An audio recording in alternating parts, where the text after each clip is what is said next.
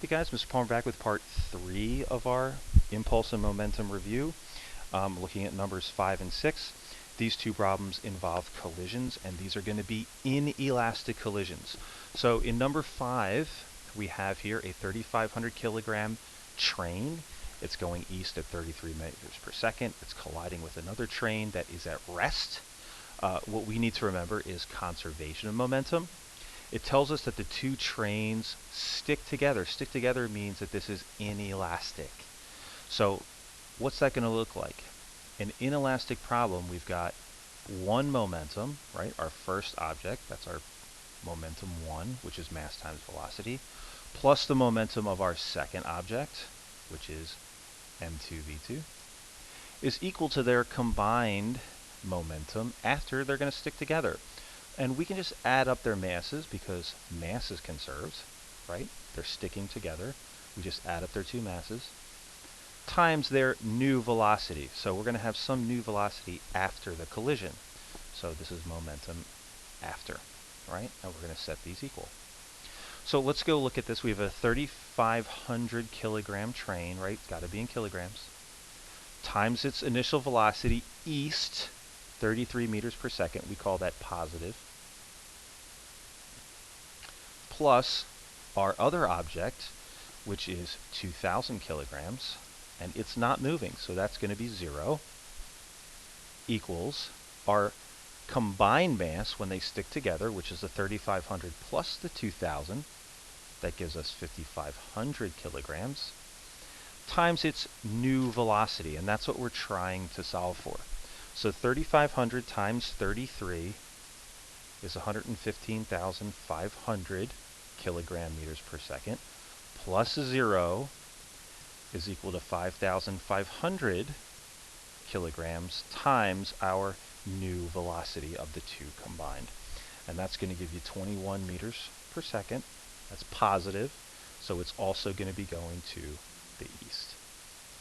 Okay, and this is all conservation of momentum. Before is equal to the after.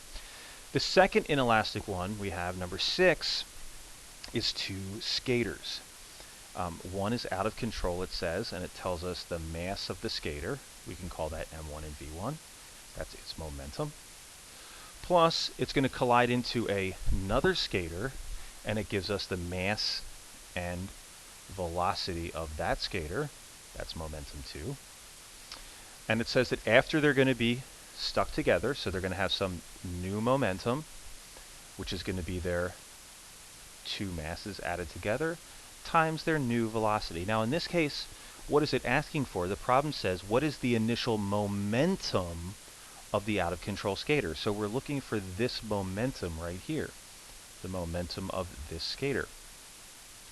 Well, let's put in what we know. We know the momentum of the second skater. We can say the second skater is 85 kilograms who's going 5 meters per second to the right.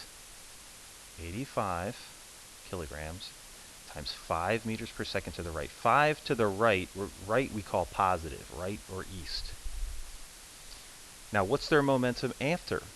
Well, it says after the collision, they're going 2 meters per second to the left. Their velocity is -2, right? That's left is -2, right here. However, let's look at their mass. This guy was 85, the second skater.